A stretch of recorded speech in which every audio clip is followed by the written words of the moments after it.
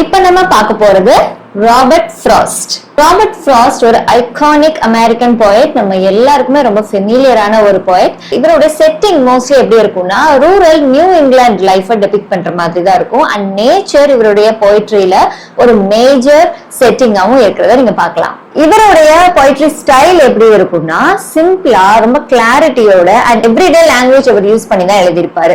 அவருடைய போயட்ரி ரொம்ப simple pharma இருந்தாலும் அதோட மீனிங் ரொம்ப டீப்பாவும் காம்ப்ளெக்ஸாவும் இருக்குன்னு சொல்றாங்க.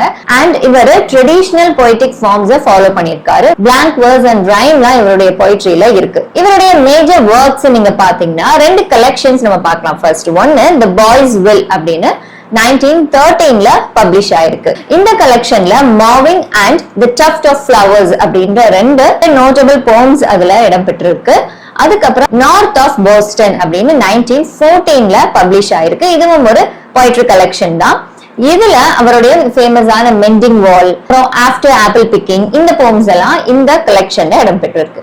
இப்போ அவருடைய ரொம்ப ஃபேமஸான எல்லாருக்கும் ரொம்ப தெரிஞ்ச ரெண்டு போம்ஸ் பத்தி நம்ம பார்க்கலாம். The Road Not Taken போம் பத்தி பார்க்கலாம். இது ஒரு நரேட்டிவ் போம். ஓகே, இது ஆகஸ்ட் 1915ல தி அட்லாண்டிக் மந்த்லில ரிலீஸ் ஆயிருக்கு. அந்த மவுண்டன் இன்டர்வல்லையும் 1916ல இடம்பெற்றிருக்கு. அண்ட் ராபர்ட் ஃப்ராஸ்ட் வந்து 1912 to 1915 இங்கிலாந்துல இருந்தப்போ அவருக்கு ஒரு க்ளோஸ் ஃப்ரெண்ட் இருந்தாங்க. அது யாருன்னா எட்வர்ட் தாமஸ். சோ இந்த Edward Thomas and Robert frost இவங்க ரெண்டு பேருக்கும் நடந்த ஒரு விஷயத்தை வச்சுதான் இந்த போமை இவர் எழுதியிருப்பாரு. ஓகே, அண்ட் இந்த போம் 4 ஸ்டான்சர்ஸ்ல இருக்கும். ABAAB அப்படின்றது இதோட ரைட்டிங் ஸ்கீம்.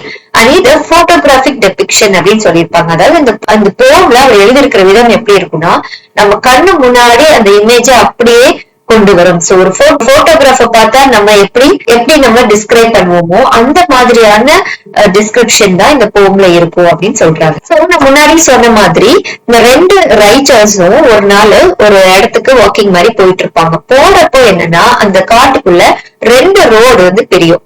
அந்த ரெண்டு ரோட்ல இப்ப எந்த ரோடு எடுத்து போறது அப்படின்னு ரெண்டு பேருக்கும் கன்ஃபியூஷனா இருக்கும். ரெண்டு பேரும் நின்றுட்டு இருப்பாங்க.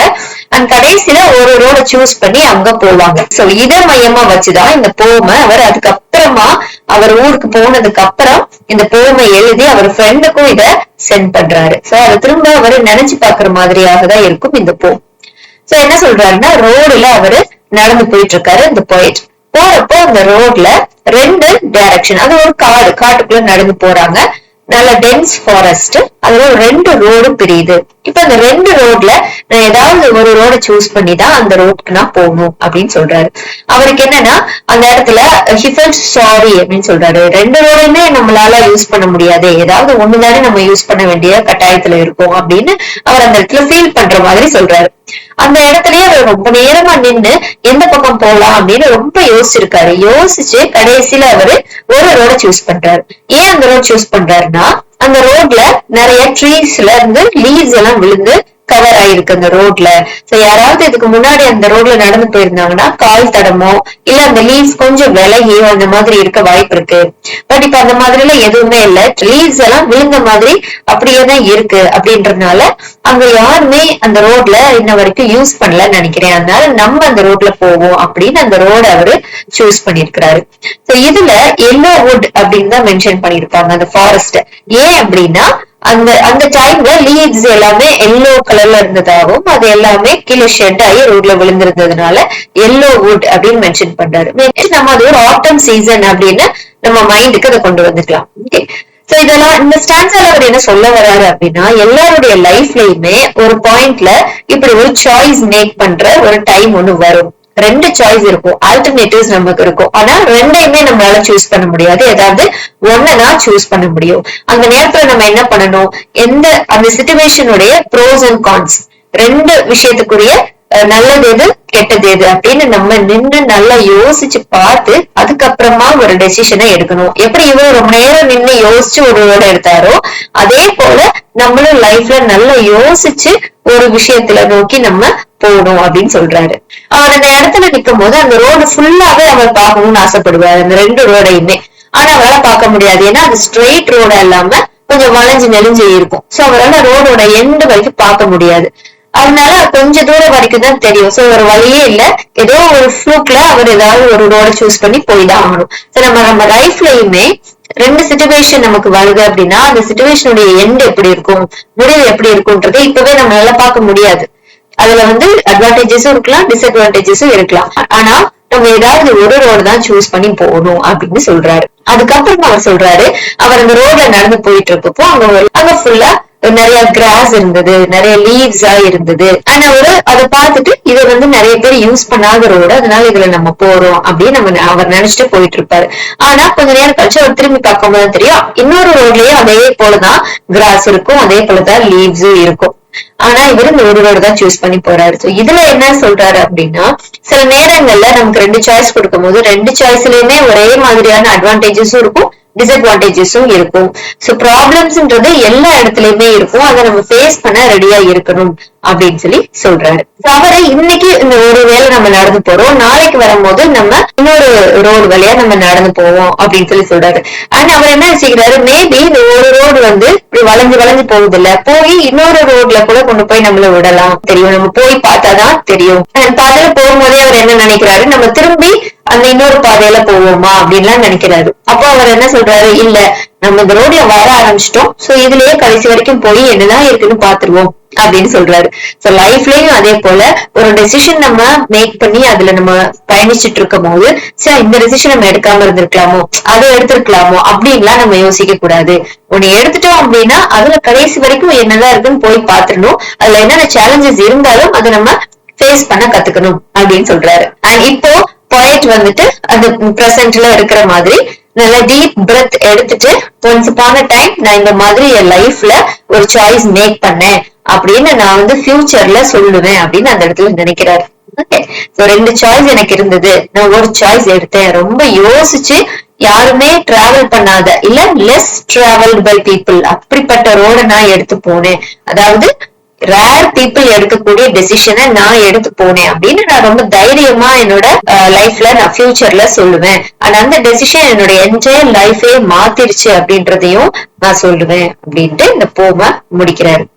இந்த போம்ல ஒரு பவர்ஃபுல் மெசேஜ் என்ன சொல்ல வர்றாரு அப்படின்னா, நம்ம லைஃப்ல ரொம்ப யோசிச்சு ரொம்ப தெளிவா ஒரு முடிவு எடுக்கணும். அப்படி அந்த முடிவை எடுத்துட்டோம் அப்படின்னா அதுல இருந்து நம்ம பின் வாங்க கூடாது. அண்ட் அந்த முடிவு நம்ம லைஃப்ல ஒரு கிரேட்டஸ்ட் இம்பாக்ட் கொடுக்கும், அதை அக்செப்ட் பண்ண நம்ம ரெடியா இருக்கணும் அப்படின்னு ஒரு பவர்ஃபுல் மெசேஜ் சொல்லி இந்த போம பினிஷ் பண்றாரு. இப்போ நம்ம stopping by woods on snowy evening poem பத்தி பாக்குறோம். இது 1923ல பப்ளிஷ் பண்ணிருக்காங்க. இது எதை பத்தி அப்படின்னா, it's about a conflict in a moment of solace versus pending obligations. அதாவது நம்ம ரொம்ப பீஸ்ஃபுல்லா ரொம்ப அமைதியா ஒரு விஷயத்த நம்ம அந்த இடத்துல நின்னு அனுபவிக்கணும், இல்ல டைம் அப்படியே ஸ்டாப் பண்ணிட்டு நம்ம அனுபவிக்கணும்னு நினைப்போம். சோ அதுக்கும் நம்மளோட லைஃப் ரெஸ்பான்சிபிலிட்டிஸ் அதை நோக்கி நம்ம பயணிக்க போறோம் அப்படின்ற விஷயம், இது ரெண்டு விஷயமும் எப்படி இருக்கு அப்படின்றதுதான் இந்த போம்ல சொல்லியிருப்பாங்க. எது முக்கியம், எது நம்ம பண்ணணும் அப்படின்னு சொல்லியிருப்பாங்க. இதோட ரைம் ஸ்கீம் நீங்க பாத்தீங்கன்னா ருபையத் ஸ்டான்ஸான்னு சொல்லுவாங்க. ருபையத் ஸ்டான்ஸானா என்ன அப்படின்னா, இட்ஸ் டைப் ஆஃப் குவாட்ரைன். குவாட்ரைன்னா ஒரு ஸ்டான்ஸால 4 லைன் இருந்தா நம்ம குவாட்ரைன்னு சொல்லுவோம். சோ இந்த ருபையத் ஸ்டான்ஸாவை யார் கூட அசோசியேட் பண்றாங்க அப்படின்னா, பெர்ஷியன் போய்ட் ஒமர் கயாம். ஒமர் கயாம்ன்ற பேரு நீங்க கேள்விப்பட்டிருப்பீங்க. அவரோட ருபையத்ன்றது அவருடைய collection of 4 line poems. Okay, collection of quatrains. So Rubaiyat stanza அப்படின்னா அது யார் கூட நீங்க அசோசியேட் பண்ணணும், பெர்ஷியன் போய்ட் ஒமர் கயாம். ஓகே, சோ இப்ப நம்ம போம்குள்ள போலாம். ஒரு நரேட்டர் அவருடைய ஹார்ஸ்ல ரைட் பண்ணி வந்துட்டு இருக்காரு. அவர் கொஞ்சம் இருட்டுற நேரம் ஆயிடுச்சு. வெதர் எப்படி இருக்குன்னா ரொம்ப குளிரான பனி பெய்யுற ஒரு காலம். ஓகே, சோ அவரு ஃபாரஸ்ட்குள்ள ஒரு ஹார்ஸ ஓட்டிட்டு போயிட்டு இருக்காரு. திடீர்னு அந்த ஹார்ஸ் ஒரு இடத்துல நின்னுடுது. அப்போ அந்த நரேட்டர் அங்க உள்ள அந்த சீனரி எல்லாம் பார்த்து ரொம்ப பிரமிப்பா அதெல்லாம் ரசிச்சிட்டு இருக்காரு. அவர் சொல்றாரு, நான் இந்த காடு யாருடையது, இந்த வுட்ஸ்னா ஃபாரஸ்ட், அந்த ஃபாரஸ்ட் யாருடையது அப்படின்னு எனக்கு தெரியும். அவருடைய வீடும் இந்த பக்கத்துலதான் இருக்கு. அவரை எனக்கு நல்லாவே தெரியும். பட் அவர் வீடு கொஞ்சம் தூரமா தள்ளி இருக்கு. சோ நான் இங்க இருந்து இந்த ஃபாரஸ்ட ரசிக்கிறத அவர் ஒன்னும் மைண்ட் பண்ண மாட்டாரு. சோ இந்த ஃபாரஸ்ட நான் எவ்வளவு நேரம் வேணாலும் நின்னு அட்மயர் பண்ணலாம், அந்த அளவுக்கு எனக்கு இங்க ஃப்ரீடம் இருக்கு அப்படின்னு சொல்றாரு. அண்ட் யூஸ்வலா இந்த ஹார்ஸ் இந்த இடத்துல நிக்காது. ஆனா ஏன் இப்போ இந்த இடத்துல நின்னுச்சு அப்படின்னு யோசிக்கிறாரு. இதுல மை லிட்டில் ஹார்ஸ் அப்படின்னு அவர் மென்ஷன் பண்ணுவாரு. அது ஒருவேளை அந்த ஹார்ஸே வந்து லிட்டில் ஹார்ஸா சின்ன ஹார்ஸா அந்த மாதிரி இருக்கலாம், போனியா இருந்திருக்கலாம். இல்ல அப்படின்னா மை லிட்டில் ஹார்ஸ்ன்னு சொல்றப்போ அவரு அதுக்கு இன்னொரு மீனிங்கா அந்த ஸ்பீக்கர் ரொம்ப ஹம்பிளான ஒரு ஆர்டினரி சிட்டிசனா இருக்கிறாரு அப்படின்னு நம்ம எடுத்துக்கலாம். அதனாலதான் ஒரு பேபி ஹார்ஸ், ஒரு சாதாரண ஒரு லிட்டில் ஹார்ஸ் அவர் வச்சிருக்கிறாரு, ஒரு அப்ஸ்கேல் ஹார்ஸ் வச்சிருக்கிறதுக்கான அஃபோர்டபிலிட்டி அவருக்கு இல்ல அப்படின்னு கூட நம்ம இதை எடுத்துக்கலாம். அண்ட் இப்போ அவர் அந்த வுட்ஸுக்கும் அங்க ஒரு ஃப்ரோசன் லேக் இருக்கு, அந்த அளவுக்கு குளிரா இருக்கான். சோ அந்த லேக் எல்லாமே அப்படியே ஃப்ரீஸ் ஆயிடுச்சு. அந்த லேக்குக்கும் இந்த வுட்ஸுக்கும் நடுவுல இவங்க நிக்கிறாங்க. அவரு சுத்தில இருக்கிற அந்த மரங்கள், அந்த ஸ்னோ பிளேக்ஸ் அதெல்லாம் பார்த்து ரொம்ப அவரோட மைண்ட் வந்து ரொம்ப ரிலாக்ஸிங்கா இருக்கு. மேபி அவர் ரொம்ப தூரம் டிராவல் பண்ணி வந்திருக்கலாம், இல்ல ரொம்ப எக்ஸாஸ்ட் ஆயிருக்கலாம். சோ இந்த இடத்துக்கு வரப்போ அவருக்கு ஒரு மாதிரி ரொம்ப அமைதியாவும் அவருடைய களைப்பே போன மாதிரியும் ஒரு ஃபீல் இருக்கும். சோ நம்ம நிறைய பேருக்கு நிறைய ஒர்க்னு போயிட்டு இருப்போம். சோ திடீர்னு என்னைக்காவது ஒரு வெக்கேஷன், ஏதாவது ஒரு ஹில் ஸ்டேஷன் அந்த மாதிரி நம்ம போறப்போ அந்த கிளைமேட்டும் அங்க உள்ள சீனரியும் நமக்கு வந்து ரொம்ப ஒரு அமைதியை தரும். சோ எல்லா பிரச்சனைகள் எல்லா கவலைகளையும் மறந்து நம்ம அந்த இடத்துல ஒரு நிம்மதியா இருக்கிற மாதிரி ஒரு ஃபீல் கிடைக்கும்ல. சோ அதே ஃபீல் இந்த ஸ்பீக்கருக்கும் இங்க கிடைக்குது. அண்ட் இவர் இப்படி யோசிச்சுட்டு இருக்கிறப்போ அந்த ஹார்ஸ் வந்து அதோட பெல்ல ஆட்டுது, அந்த தலையை ஆட்டி அதுக்கு பெல்ஸ் கட்டிருப்பாங்க, அந்த சவுண்ட் வந்து அவர் கேக்குது.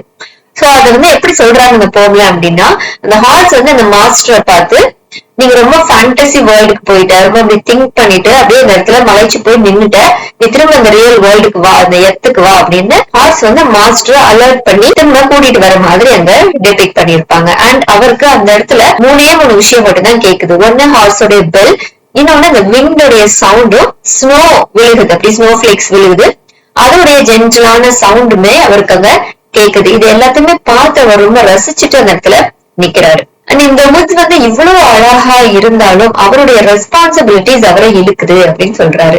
சோ இங்கே நின்று பல மணி நேரம் பாக்குறதுக்கு ரசிக்கிறதுக்கான ஃப்ரீடம் இங்க கிடைச்சாலும் அந்த அழகு அங்க இருந்தாலும் அவருக்கான சில ரெஸ்பான்சிபிலிட்டிஸ் வந்து அவரை இங்க இருக்க விடாம அழைக்குது அப்படின்னு சொல்லி அவர் சொல்றாரு. சோ இந்த ஒரு பீஸ்ஃபுல்னஸ் விட்டுட்டு அவங்க போகணுமா, நம்மளுடைய ரெஸ்பான்சிபிலிட்டிஸ் செய்யறதுக்கு போகணுமா அப்படின்னு அவர் ரொம்ப யோசிக்கிறாரு. கடைசியில ஆமா நமக்குன்னு சில ப்ராமிசஸ் இருக்கு, அதை நம்ம செஞ்சுதான் ஆகணும்.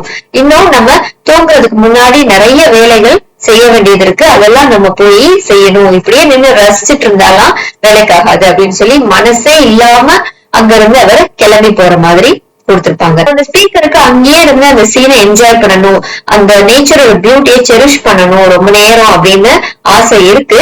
ஆனாலும் அவரால என்ன பண்ண முடியாது, அங்கேயே நின்று அதை பார்த்துட்டு இருக்க முடியாது. ஏன்னா அவருக்கு நிறைய வேலைகள் இருக்கு அப்படின்னு சொல்றாரு. So miles to go before I sleep, அந்த பிஃபோர் ஐ ஸ்லீப் வந்து மேபி கூட மீன் பண்ணலாம். நம்ம இறக்குறதுக்கு முன்னாடி நம்மளோட சின்ன லைஃப்ல நமக்கு செய்ய வேண்டிய விஷயங்கள் நிறைய இருக்கு. சோ அந்த ரெஸ்பான்சிபிலிட்டிஸ் எல்லாம் நம்ம செஞ்சே ஆகணும். நமக்கு நிறைய ஆசைகள் இருந்தாலும் அது எல்லாத்தையுமே நம்ம பூர்த்தி பண்ணணும்னு நினைச்சாலும் இந்த சிறிய வாழ்க்கையில நம்மளால அது எல்லாத்தையுமே பூர்த்தி பண்ண முடியாது. அதனால life has its own plans for us. இதுதான் அவரு சொல்ல வர விஷயம். அண்ட் இதோட ஃபேமஸான லைன் நீங்க பாத்தீங்கன்னா last 2 line repetition, miles to go before I sleep, miles to go before I sleep அப்படின்னு அவர் சொல்லுவாரு. இந்த போம்ல ஆஃபன் கோட் பண்ணக்கூடிய ரொம்ப ஃபேமஸான லைன்ஸ். அண்ட் இந்த லைன் ரொம்ப பிடிச்சு போய் ஜவஹர்லால் நேரு அவருடைய டேபிள்லயே இந்த லைன் வச்சிருந்ததாகவும் இந்த போம் அவருக்கு ரொம்ப டியரஸ்ட் போம்னு சொல்றாங்க. இவருடைய அதர் போம்ஸ் அப்படின்னு பாத்தீங்கன்னா நம்ம ஆல்ரெடி சொன்ன மாதிரி மெண்டிங் வால், அது அவருடைய நோட்டபிள் போம். இது 1914ல பப்ளிஷ் ஆயிருக்கு. அண்ட் இதுல ஒரு ஃபேமஸான ஒரு லைன் இருக்கு, அது மோஸ்ட்லி உங்க எல்லாருக்குமே தெரிஞ்சிருக்கும். Good friends make good neighbours. இது ரொம்ப ஃபேமஸான ஒரு கோட் இந்த போம்ல இருந்து. அதுக்கப்புறம் பர்ச்சஸ் அப்படின்னு 1916ல, after apple picking 1914, home burial இதுவும் 1914ல பப்ளிஷ் ஆயிருக்கு. இது ரூரல் லைஃப் அண்ட் ஹியூமன் ரிலேஷன்ஷிப்போட காம்ப்ளெக்சிட்டிஸ் சொல்லக்கூடிய ஒரு போம். ஃபயர் அண்ட் ஐஸ் அப்படி 1923, the gift outright 1941, the death of the hired man இதுவும் 1914ல ரிலீஸ் ஆயிருக்கு.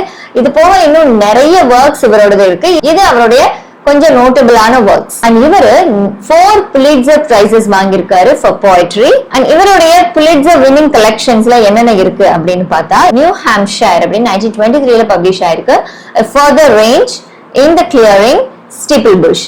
இந்த 4 ஒர்க்காக தான் இவர் 4 தரம் புலிட்சர் பிரைஸ் ஆஃப் போயட்ரி வாங்கியிருக்காரு.